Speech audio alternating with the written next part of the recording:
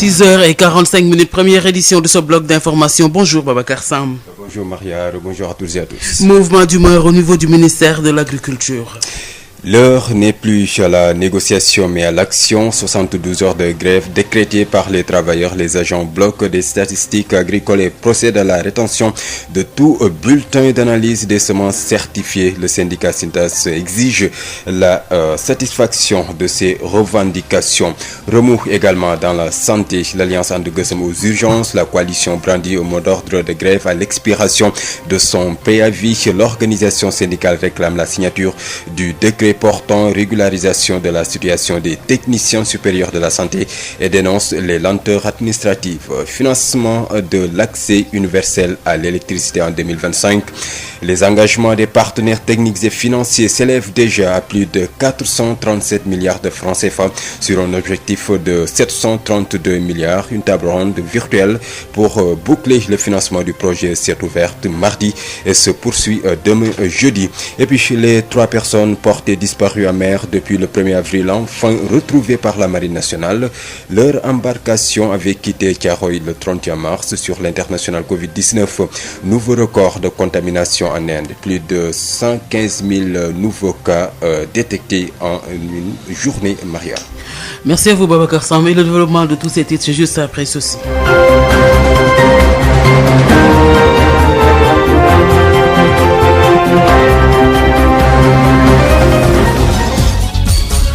Babacar Samb qui vous dit bonjour, bienvenue, merci d'écouter sur FM Sen Radio pour vous informer l'actualité que nous débutons avec la coalition syndicale And Gueusseum qui réclame la signature du décret portant régularisation de la situation administrative des techniciens supérieurs de la santé et brandit un mot d'ordre de grève à l'expiration de son préavis. Les syndicalistes dénoncent les lenteurs administratives et fustigent l'attitude de certaines voix qui s'élèvent pour disent-ils, remettre cet acquis syndical qui est le fruit de leur longue lutte en faveur des travailleurs du secteur de la santé. Voici Mbalo Djethiam, secrétaire général du SUTSAS, membre de And Gueusseum au micro de Amadou Moustapha Dia. S'agissant du décret portant régularisation de la situation administrative des techniciens supérieurs de santé, en 2018, le ministre de la Santé et de l'Action sociale avait déclaré devant les plénipotentiaires du ministère des Finances et ceux de la fonction publique, entre autres, qu'il y avait un gap de connaissances et un gap de compétences évalué à 100 heures entre la formation initiale des techniciens supérieurs de santé et la situation de référence déclinée par le cahier de charge de l'OAS sur les curricula, à combler par une formation en ligne avec une plateforme disponible à l'INDSS et dans les CRF. Il est évident aussi de constater que c'est un diplôme professionnel et un diplôme académique qui sera délivré, permettant avec le niveau Bac+5 d'intégrer les nouveaux corps de la fonction publique, à savoir le corps d'administrateur de soins pour les options soins et administrateur de services dans les options de gestion ou de gouvernance des services. Prenant à témoin Monsieur le Président de la République, son Excellence Macky Sall, lors du Conseil présidentiel en webinaire qu'il avait convoqué en mars 2020, il avait bien précisé que le reclassement des techniciens supérieurs de santé se fera obligatoirement dans le respect des lois et règlements du Sénégal. Sinon, n'importe quelle catégorie de travailleurs réclamera son intégration dans la fonction publique par la valorisation des expériences acquises, ce qui confirmait aussi la proposition de l'ancien Premier ministre. Dès lors, il fallait simplement joindre la parole à l'acte. Malheureusement, cela n'a pas été fait à temps, en conséquence de tout ce qui précède. And Gueusseum ne saurait accepter une remise en cause de la signature du décret portant régularisation de la situation administrative des techniciens supérieurs de santé du simple fait des vociférations d'un groupuscule aux abois et soutient M. le ministre de la Santé et de l'Action sociale dans cette solution définitive de la problématique des précieux cadres peu nombreux mais handicapés par une administration centrale qui excelle dans le dilatoire et la division des travailleurs qui ne demandent que l'application de leurs accords, c'est-à-dire des droits et rien que des droits. Et à cet effet aussi, And Gueusseum, à l'issue de 30 jours de préavis prescrits par le législateur sans réponse de la part du gouvernement, sera en droit de décliner des plans d'action pour la satisfaction de sa plateforme minimale. Et puis, le syndicat national des techniciens et travailleurs de l'agriculture du Sénégal, SYNTAS, a mis en exécution ces menaces. Les agents du ministère de l'Agriculture et de l'Équipement rural ont tenu un sit-in hier mardi à l'intérieur de la sphère devant les locaux du ministère pour dénoncer le dilatoire noté dans le cadre des indemnités. Depuis les indépendances, ils n'ont jamais acquis d'indemnité de logement, de risque de responsabilité ni de technicité, contrairement aux travailleurs des autres ministères. Selon le syndicat, beaucoup de milliards sont investis dans ce ministère, mais les ressources ne sont pas assez motivées pour donc faire le travail. Des syndicalistes qui ont décrété 72 heures de grève avec rétention de tout bulletin d'analyse des semences certifiées et blocage des statistiques agricoles. Denisia Sambou. Non à l'injustice, oui à nos indemnités de... A1, Bac plus 5, n'a même pas 250 000 francs, tous salaires confondus, sans aucune indemnité. Il n'a pas d'indemnité de logement, d'indemnité de risque, il n'y a pas d'indemnité de responsabilité et il n'y a pas d'indemnité de technicité. Ce qui est vraiment écœurant dans un pays où on a noté dans tous les ministères qu'il y a quand même des indemnités qui ont été données à des agents qui doublent ou triplent même leur salaire. Raison pour laquelle ils ont baptisé ce ministère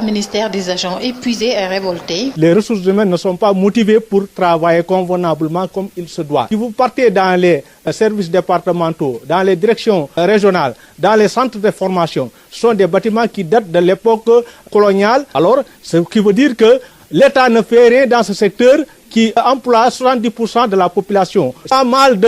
d'activités qui ont été faites au niveau opérationnel et au niveau central sont le fruit des travailleurs. Et malheureusement, ces travailleurs ne sont pas récompensés, ne sont pas pris en compte, ce qui veut dire que nous ne reculerons plus devant ce dictat. Nous sommes fatigués. Le syndicat compte passer à la vitesse supérieure. Nous sommes déjà en train de dérouler un plan d'action qui consiste d'abord à retenir les bulletins d'analyse des semences certifiées. Aujourd'hui, aucun bulletin n'est délivré par nos laboratoires. Un autre plan, nous avons bloqué ici les statistiques agricoles qui permettent de définir le programme agricole au niveau national et qui permet de prévenir et de prendre des décisions. Toutes ces données qui ont été collectées au niveau de la base, au niveau régional, au niveau départemental sont bloquées. Nous avons, après ce sitting, décrété 72 heures, ce qui veut dire que cette semaine, c'est la semaine morte au niveau du ministère de l'Agriculture et de l'Équipement rural. Il entend aussi boycotter toute la campagne 2021-2022. Diamniadio, Denisia Sambou pour Sud FM.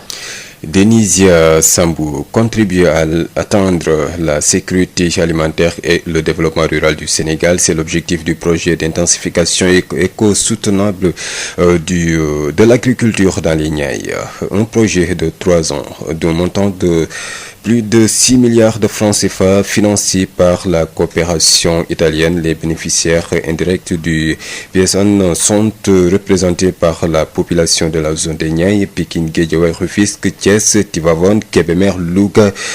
Même celui-ci, la cérémonie de lancement du projet a eu lieu hier mardi à la sphère ministérielle de Diamniadio. Les explications du ministre de l'Agriculture et de l'Équipement rural, professeur Moussa Baldé au micro de Denisia Sambou. Il est attendu de cet ambitieux projet des résultats importants en termes de gestion durable des terres et des ressources hydriques dans les Niayes, en termes de pratiques agricoles innovantes et éco-durables pour l'intensification de la production et en termes de modernisation et de l'organisation des producteurs. Également, le PSN apportera sa contribution à l'insertion des jeunes et des femmes, à la création d'entreprises agricoles résultant de sous-projets productifs, performants et au développement des services agricoles au profit des populations des régions d'intervention. Spécifiquement, avec le PSN, 380 femmes et jeunes bénéficieront de sous-projets individuels, le tiers étant des femmes. 30 organisations de producteurs seront renforcées dans les domaines techniques, mais surtout managérial et financier. 2000 producteurs bénéficieront de formations sur les thématiques bénéficiaires de formation. 20 communes bénéficieront d'activités d'aménagement du territoire. Ce projet cadre bien avec les priorités du MAER définies dans le programme agricole de souveraineté alimentaire pour l'émergence, en cours d'élaboration et qui opérationnalise le plan d'action prioritaire ajusté accéléré PAP 2A du PSE. Et puis le sous-emploi a fait basculer les jeunes apéristes de Thilogne dans l'opposition. Le mouvement Saldoun Fouta, joint aux pompiers, a demandé au chef de l'État de faire la part belle aux jeunes de la région de Matam dans les emplois promis. Le mouvement Saldoun Fouta constate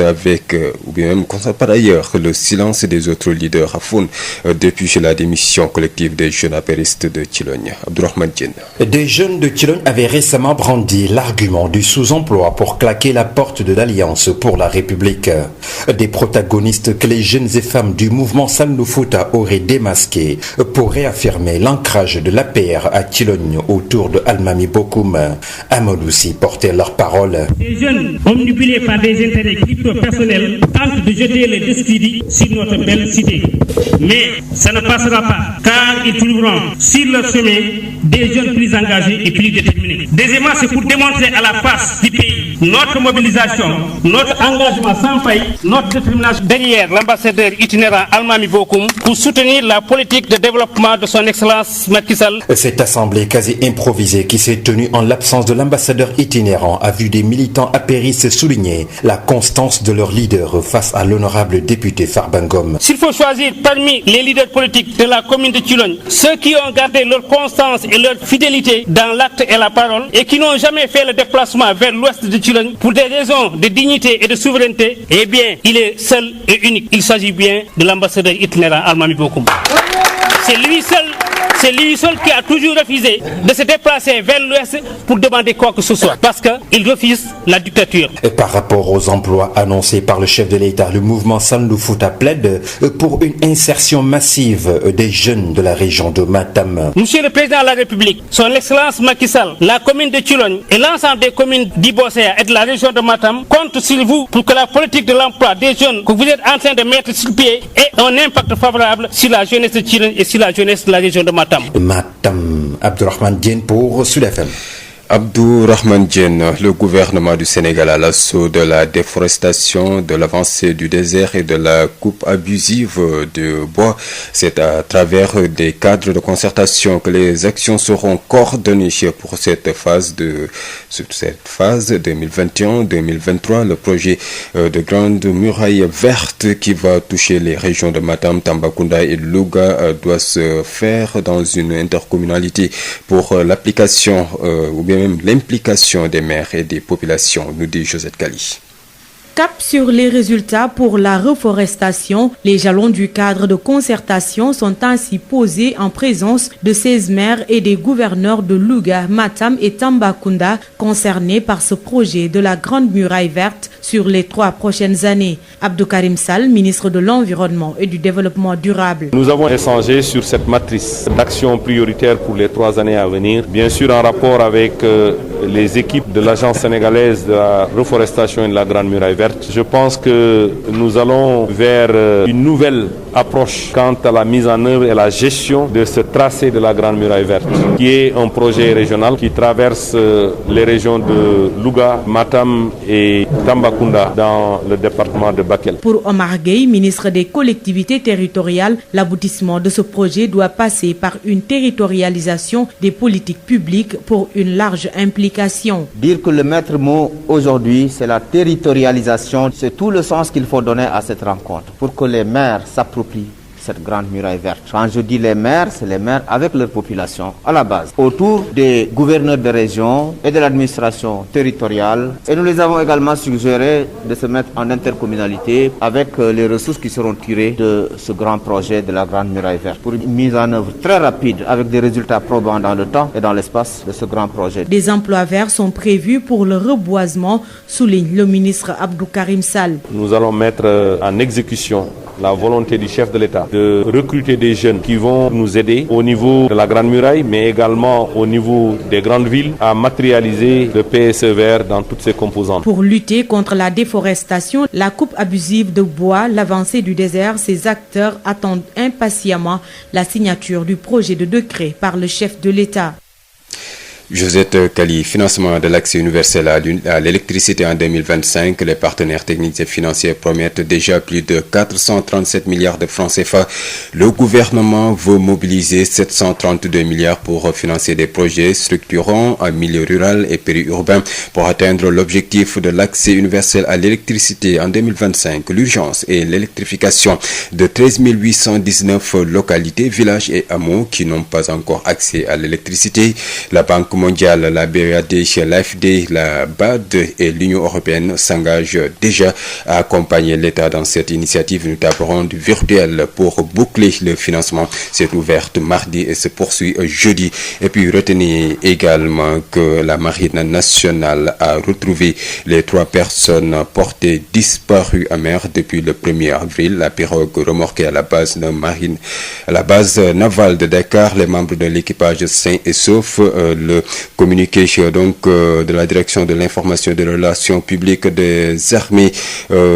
rappelle aux usagers de la mer, en particulier les pêcheurs artisanaux, qu'il est important de respecter les consignes de sécurité dictées par les services en charge de l'information météo en cas de dégradation des conditions météorologiques. Sur l'international en Inde, Maria, nouveau record des cas de contamination en Inde, plus de 115 700 cas de contamination en une journée.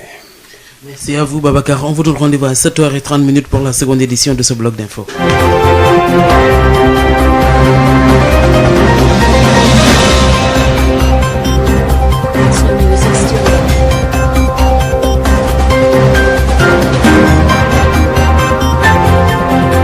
juróom-ñaari waxtu jot na sax ba teg benn simili salaamaaleykum Hadj Maodo Faye. aleykum salaam soxna Marie. àllarba juróom-ñaari fan ci weeru avril 2021 tàmbali xibaar yi ak mer booba nga xam ne agent yi nekk ca ministère de l' agriculture moom la ñu mer. ah kay moom la ñu meree lool sax fi mu toll nii daal ba daal di sax ñoom ñi nga xam ne ñooy ay technicien foofule asalaamaaleykum mbokk yi dañoo daal di rek banque seen yoxo xappati ñetti fan yàlla ne lenn ci liggéey moom duñ ko def tey tamit duñu joxe itam xabaar yi aju ci wàllu mbay meeg jumtukaay jëm ci àll bi ànd gësam itam daanaka lu mel noonu moo leen dal ñoom itam nekk ci waa kër docteur daan ci déglee kii di Mballo Dieng Thiam gannaaw ba nga xamee ne am na loolu dañoo bëgg nu xaatim ko te njaw desandi xam bin daan ci toftal incha allah yeneen i xabaar ay ca bu ñu taaxee loo mu daal di yaatal moom Hadj Maodo Faye.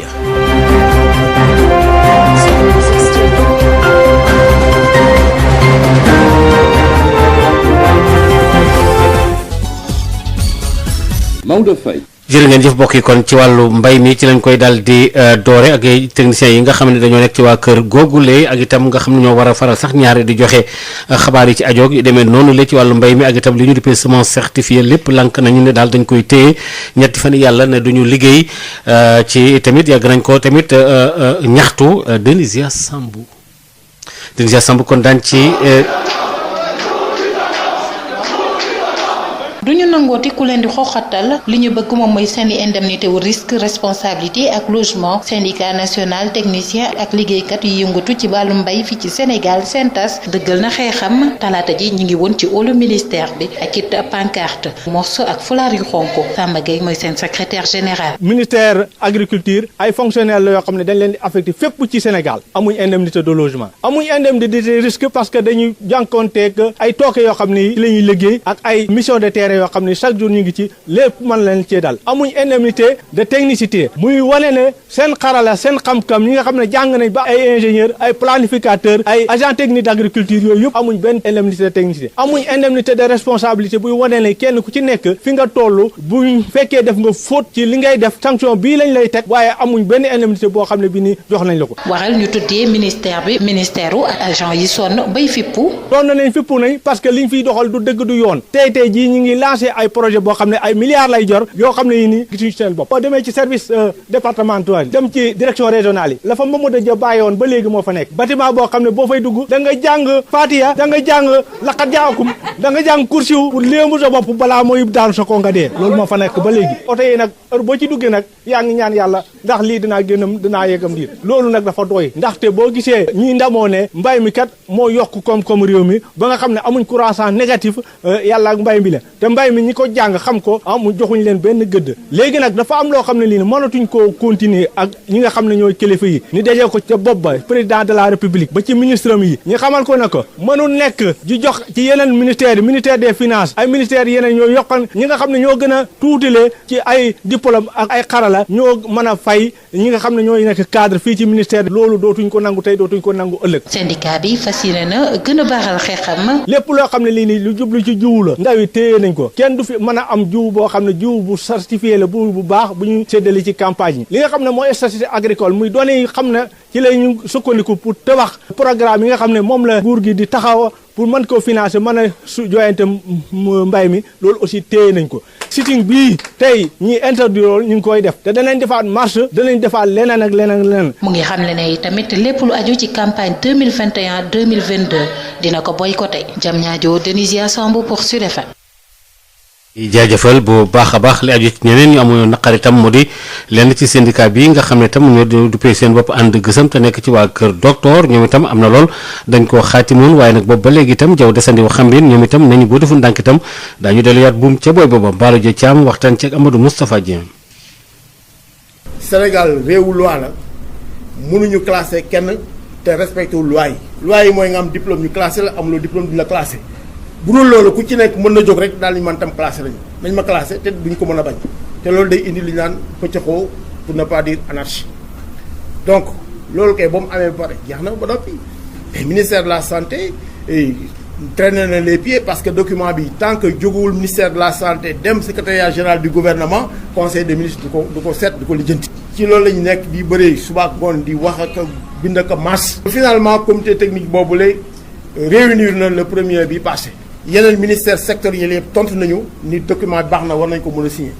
waaw bu ñu waxee loolu kay ngir yàlla nañ ko signer ministre de la santé daal di jël arrêté daal di organiser formation bi parce que ñoom ñëpp mënuñu ñëw bàyyi seen place yi formation en ligne moo xew formation à distance bi loolu la ñu wax. léegi nag am na ñeneen ñoo xam ne ñoo jóg ñoom it daal loolu di fi amee dañuy dem defi valorisation expérience acquise loolu bu fi naree am àddina dana tukki dugg na fi génn fii ñu ne ñun ban réew lañ nekk. bu dee réewu droit lañ nekk kay ministère de la santé. bu nemee ba ministre de la santé daal di bind këyit yooyu yëpp yóbbu ko secrétariat général du gouvernement ba comité technique ñëw ñu réunir wax ci ba noppi donc li ci des mooy appliqué donc conseil des ministres daal koy validé décret bi génn ministre de la santé jël arrêté bi ñu organiser formation yi ku bëgg ñu former la ku bëggul ñu former la nga dem toog waaye man duñ ma former man du ma former kenn te kenn duñ fi former kenn loolu yenul man décret bi jël arrêté parce que technicien supérieur dañoo war a continuer seen progression defi seen i doctorat ak seen i yenn li ci doy waar nag boobu ba léegi at bu nekk kenn dem à la retraite wala kenn génn àddina te bu fekkoon ne mi ngi doon dund au moins te salaire am dana mën a yokku même bu fi nekkul sax waa kër mi sax mën ci bénéficier wante yow doo am diplôme duñ la reclassé di la seetaan chaque jour ñu def benn décret gis ay loi di génn mel ni ñun bokkuñu mais préavis de grève bi moom danañ def ponk yi nga xam ni moo ñu soxal dinañ ko def ensuite bu boobaa tamit dañ leen ko yëgal. Mballo Dia Thiam bu ànd gësam ci waa kër docteur ñoom itam am ci ñooñ bañ leen waree jël ba léegi rek mbir mi dafa yeex lool itam fexe itam ba bokk ci liy gën a dooleel sécurité alimentaire te mooy dund gi rawat naa gi tamit gën a suqali àll bi ci àll ak mbay mi rawat naa mbayum dër mi am na ci projet bu mag boo xam dafa jëm ci ñaay bi nga xam ni daanaka diiru ñetti at yàlla lay doon koppar yi ci tàbbi toll ci juróom-benn milliard ak genn wàll yi itam coopération italienne nag ñoom ñoo ko joxe ñoo ciy dugal seen loxo ñi nga xam ci war nañoo jariñoo ci projet boobule ci mbayum dër mi ci zone bokk na ci ñaay bi Pikine Guédiawaye Tëngéej Thiès Tivaouane Kébémer Louga ba ngay dem ba Ndar loolu nag sax ñu ngi ko doon amal démb ci talaata ji ci ministère bi nekk fële ci Diamniadio ci kilifteef kii di Moussa Baldé ñu déglu ko ci micro Denisia Samb. programme bu ñu tuddee paysan bi nga xam ne ci wàllum mbéyum ndër lay yëngatu fii ci vallée zone de Niayes projet bi nag gëm nañ ni liñ ci xaar war nañ ko mën a am maanaam gën a dooleel mbéy mi gën ko yaatal mais surtout jox ay ndaw yu bëri ci zone fu muy intervenir dimbale gox yi ak goxaat yépp pour ñu mën a gis seen bopp ci mbéy mi xam ngeen ni président de la république amaat na programme boo xam ne programme bi mu jégleel ndaw yi pour ñu mën a am xëy ñun su agriculture ci wàllu agriculture am nañ ci ay programmes yu bëri mun nañ tuddee Agri Jeunes Proval ANIDA te gëm nañ ni paysan tamit dina ci bokk te war na mun a en tout cas fexe ba lu ñu xaar ci agriculture pour d'abord jox xëy mais surtout pour maanaam dëgëral suñu économie maanaam dimbale ko mu bañ a suuf parce que loolu moo xew ren li ñu am ci agriculture moo tax yàlla def na ba suñu économie bi amuñu lu ñu tuddee récession maanaam daan donc ñu ngi ñaax ñëpp. professeur Moussa Baldé di jëriñ ci nga xam ne moom la ñu dénk li jëm ci wàllu mbay mi ca boori Matam ak li ñu duppee emploi des jeunes maanaam ndaw ñi am na fa mbootaay goo xam ne gi ñoom dañu ne daal itam war nañ leen a bàyyi xel bu baax a baax a baax a baax ndax am sax ndaw ñoo xam ne dañoo fàqoon génn ci APR dem ca fële nga xam ne moom moo di ci opposition bi loolu sax ca culoñ la amee woon ndax daal dafa mel ne kilifa yi ñu bare bare dañ leen di faral di tànqamlu Amadou Abdourahmane Diène. ñàkkum xëy mu tar mi ñu nemmeeku fii ci diwaanu Matam tax na ba ay ndaw yu bokk ci commune Thilogne daal di génn parti APR fas yéene jàmmarloog président Macky Sall li nu mel moo tax ba ay góor ak jigéen rawatina ay ndaw yu bokk ci mouvement Sallu Fouta mu almaami bokkuma daal di taxaw tem ngir xamle ne yooyee ndaw amoon benn taxawaay lu dul wax lu yàq parti bi. Ces jeunes omnibulés par des intérêts crypto-personnels tentent de jeter le destiny sur notre belle cité. dégg nañ ni am na ay jeunes yu nekk fii ci Thilogne yore benn discours boo xamante ne boobu discours ñun ñoo ko moomoon depuis 2012 jusqu'à présent ñun jeunesse bi topp ci son excellence monsieur l'ambassadeur depuis 2012 jusqu'à présent suñu discours bi ñu yore woon changé wuñ ci dara son excellence mooy le seul leader boo xamante ni mës a changé. bi leen ndaje nam sax ne seen kilifa bii di almaami bokkum teewewu ko waaye teewul ne mbooloo mu takku ñoo nañ wuyu si ngir daal di seede ni seen leader bi moom dong moom mës a teg tànkam ca añam. S'il faut choisir parmi les leaders politiques de la commune de Thilogne ceux qui ont gardé leur constance et leur. fii ci Thilogne benn leader dong moo mës a teg tànkam ca Thilogne ndaxte ngorom mayu ko kooku mooy almaami bokkum moom kese moo mës a def lu nu mel. itinéraire almaami bokkum c'est lui seul qui a toujours refusé de se déplacer vers l'ouest. ci beneen wàll bi njiitu réew mi ci fan yi ñu weesu fësal na ni dina may ay ndaw yu bëri xëy ba tax na waa Sallu Fouta ñu ngi sàkku si moom mu bañ a fàtte waa Thilogne rawatina waa diwaanu Matam. ñu ngi ñaan le président de la République mu déglu ñu bu baax ñun waa Sallu Fouta de son excellence monsieur l'ambassadeur. léegi nag am na lu ñu dégg ni son excellence monsieur le président am na ay emploi yu mu annoncé ñu ngi koy ñaan nag mu gestu commune de Thilogne mu gestu le Bossaya mu gestu aussi Sallu Fouta avec son excellence almaami bokkum. mu nekkoon Abdourahmane Diène fii ci Matam pour Sud FM. maanaam Diène lakk gu métti métti moo am ca ceeb mu di dëkk boo xam ne bii ma nga nekk ca commune bu Ngent Pathé nekk ca département bu Koungheul la fa yàqu nag bari na lool donte sax alhamdulilah kenn faatuwu ci waaye daal yàqu-yàqu yi lakk gi lam bu bari na lool Awa Thiaw. ñaari xaw yoo xamee ni si tàkk nañ ba jeex ay lal matelas armoire ak yeneen i meuble yoo xamee ni si kat dañoo ñuul kukk dara desatu ci ab dund ak jiw yoo xamee ni si tàkk-tàkk li jeexal nañ ko koppar boo xamee ni si groupement wu jigéen ñi ñoo ko moomoon moom itam mu seey ba jeex loolu day moom moo nekk bilan wu lakk gu metti gi nga xamee ni si moo am ci dëkk bi ñu naan ceeb nekk ci commune bu Ngent Pathé ci département bu Koungheul njaboot yi nga xamee ni si ñoom ñoo lakkale day deseetuñu dara du ay yére yu ñuy sol wala boog ay basang yoo xamee ni si mën nañ cee tëdd wala sax ay jëfandukaay yoo xamee ni si mën nañ cee togge lakk gi nag mi ngi tàmbalee daanaka ci benn mbaar kenn xamul nag lan moo ko waral waaye nag ak ngelaw lu bari li tax na safara si day gaaw a wesaaroo yegg ci yeneen néegi ñax yi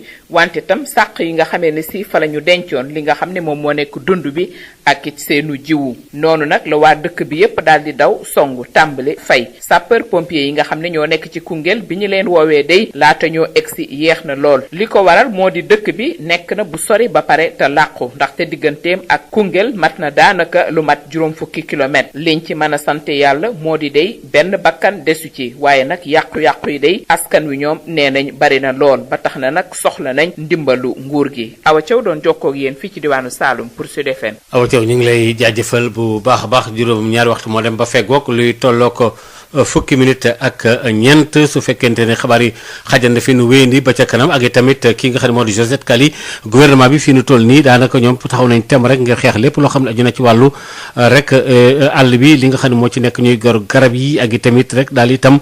di yàq geeg yu demee noonu la loolu daal taxaw nañ ci tem fi nu toll nii fii ak 2021 2023 am ci nag loolu itam projet la boo xam ne bii dafa jëm ci sax li ñu duppee grande muraille verte di nga xam ne itam ay jëmbat ay garab ngir itam yu gën di naat bokk na ci diwaan yi fu mel ne Matam Tambacounda ba nga lem Louga yooyu yëpp taxaw nañ ci thème Josette Kaly. waxtu résultat yi jot na ngir alam gu gën a naat noone la ñu fas yéene tàmbalee liggéey bi ñeel cadre de concertation bi nga xamante ni ci teewaayu fukk ak juróom-benn ci ay maire lañ ko defee ak ay gouverneur yu Louga Matam ak Tambacounda nga xamante ni ñoom ñii la projet bi grande muraille verte bi ci ñetti at yi di ñëw concerné Abdou Karim Sall di ministre bi ñu dénk wàllum environnement ak développement durable. muy initiative panafricaine mais également dafay jaar ci région de Louga jaar ci région de Matam jaar ci région de Tambacounda projet bi nga xam ne si ngeen di sukkandiku ci ñetti at yi cadre de concertation bi nekk na mbir bu am solo parce que daf ñuy permettre ñu xaatim li ñu tuddee ay contrat plan diggante agence sénégalaise de la reforestation et de la grande muraille verte ak maire yi nga xam ne ñoom le grande muraille verte bi traversé seen commune. bu ñu sukkandikoo ci Omar Gueye di jëwriñ gi ñu dénk wàllum collectivité territoriale yi ngir projet bi mën a am ndam te yegg sa cëppaandaw ga faaw collectivité territoriale yi di jokkalante seen biir ngir ku nekk dugal ci loxoom. ñu territorialiser grande muraille verte territorialiser grande muraille verte nag mooy fexe ba maire yooyu ak seeni population ñu daal di jël grande muraille verte def ko seen yëfu bopp. gouvernement bi jàppale leen ci agence bi jàppale leen ci moom it ñu mën a koo taxawal ba am ci ndam ci diir bu gàtt ba na yoon loo xam ne da jël temps bu bare en tout cas les collectivités territoriales mobilisé wu nañu ñoom ñëpp. ay liggéey ci wàllum reboisement bi ñu koy duppee emploi vert dinañ ko ci amal bu ñu sukkandikoo ci jëwriñ bii di Abdou Karim Sall. ñu fexe également ba jeunes yi fexe ba toog fi nga xam ne moom mooy territoire yooyu parce que gis nañ li leen war a toogloo reforestation ak reboisement am nañ ci wàll bu am solo te loolu dinañu gën a jàppale pour que ñu gën a ñoŋal liggéey bi nga xam ne moom la ñu président dénk. ngir ñu xeex ñàkkum garab ci àll bi ak nii ñuy daggee garab yi tax na ba acteurs yi di xaar bu baax a baax njiitum réew mi mu xaatim projet de décret bi lee. juróom-ñaari waxtu soxna Maria moo dem ba fekkoo ko fukki minute ak juróom-benn foofu la ñu daal di taxaw. jërëjëf Hadj Maodo Faye ñu jox la dig daje incha allah juróom-ñetti waxtu ngir yeneen ci xibaar ci yaatal merci encore une fois de nous recevoir chez vous.